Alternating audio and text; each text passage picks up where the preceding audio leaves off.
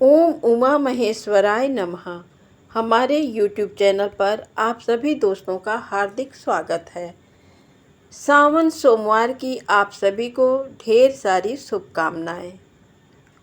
ओम नमो दस भुजाय त्रिनेत्राय पंचवदनाय शूलिने श्वेत वृषभारूढ़ाय सर्वाभरण भूषिताय उमा देहार्धस्थाय नमस्ते सर्वमूर्तये।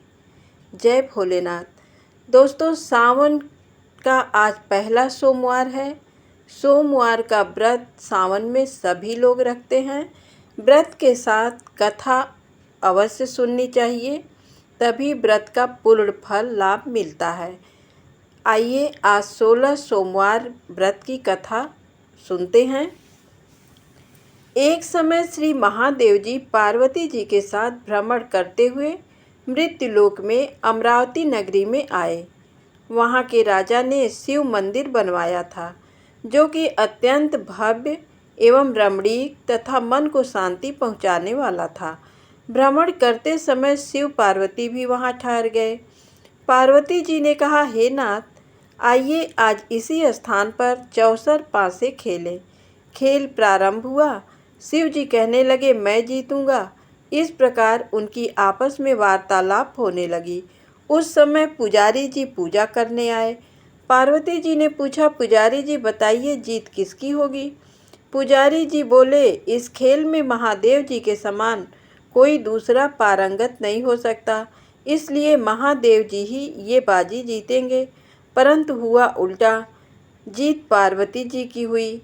अतः पार्वती जी ने पुजारी को कोढ़ी होने का श्राप दे दिया कि तूने मिथ्या भाषण किया है।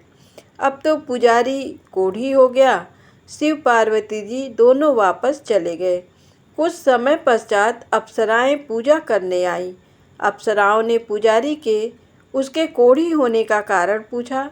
पुजारी जी ने सब बातें बता दी।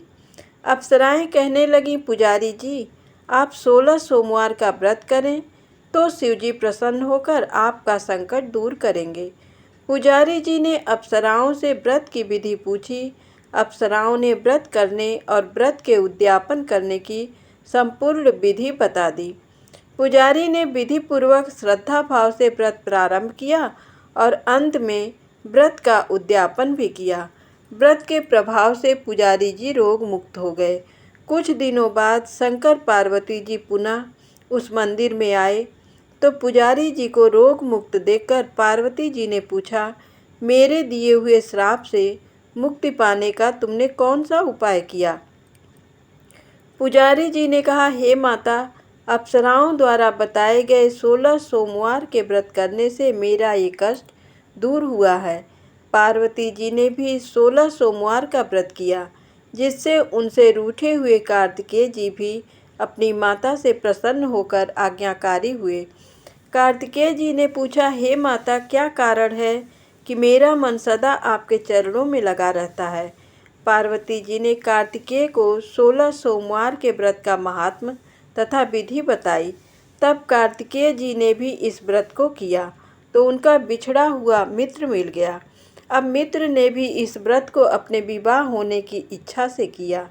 फलतः वह विदेश गया। वहाँ के राजा की कन्या का स्वयंवर था। राजा ने प्रण किया था कि हथिनी जिस व्यक्ति के गले में वरमाला डाल देगी, उसी के साथ राजकुमारी का विवाह करूँगा। ये ब्राह्मण मित्र भी स्वयंवर देखने की इच्छा से वहाँ एक ओर जाकर बैठ गया। हथिनी ने इसी ब्राह्मण मित्र को माला पहनाई तो राजा ने बड़ी धूमधाम से अपनी राजकुमारी का विवाह उसके साथ कर दिया। तत्पश्चात दोनों सुखपूर्वक रहने लगे। एक दिन राजकन्या ने पूछा, हे नाथ, आपने कौन सा पुण्य किया जिससे हथिनी ने आपके गले में वरमाला पहनाई?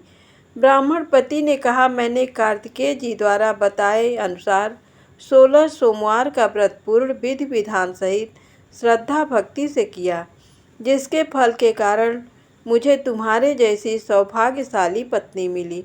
अब तो राजकन्या ने भी सत्पुत्र प्राप्ति के लिए व्रत किया और सर्वगुण संपन्न पुत्र प्राप्त किया।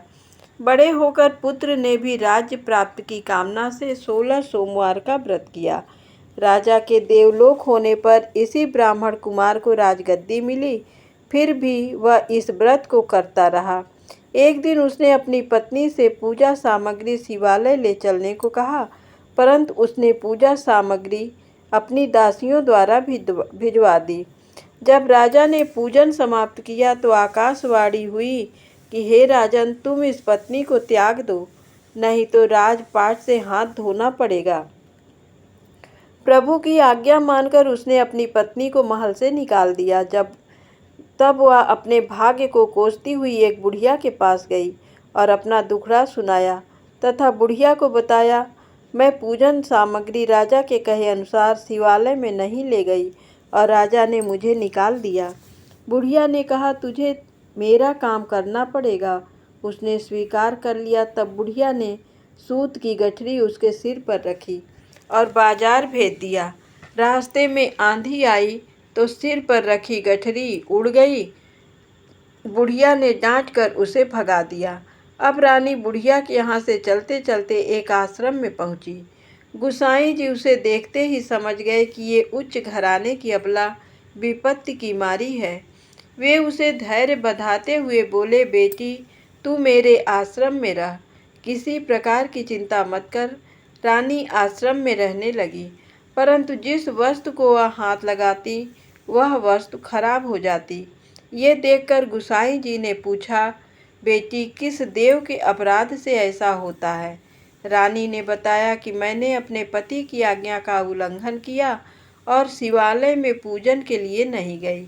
इससे मुझे घोर कष्ट उठाने पड़ रहे हैं। गुसाई जी ने शिव जी से उसके कुशल क्षेम के लिए प्रार्थना की और कहा, बेटी, तुम 16 सोमवार का व्रत विधि के अनुसार करो। तब रानी ने विधि पूर्वक व्रत पूर्ण किया। व्रत के प्रभाव से राजा को रानी की याद आई और दूतों को उसकी खोज में भेजा। आश्रम में रानी को देख दूतों ने राजा को बताया। तब राजा ने वहां जाकर गुसाई जी से कहा, महाराज, ये मेरी पत्नी है, मैंने इसका परित्याग कर दिया था, कृपया इसे मेरे साथ जाने की आज्ञा दें। शिव जी की कृपा से प्रतिवर्ष 16 सोमवार का व्रत करते हुए वे आनंद से रहने लगे और अंत में शिवलोक को प्राप्त हुए। कथा सुनने के बाद शिव जी की आरती अवश्य ही करनी चाहिए।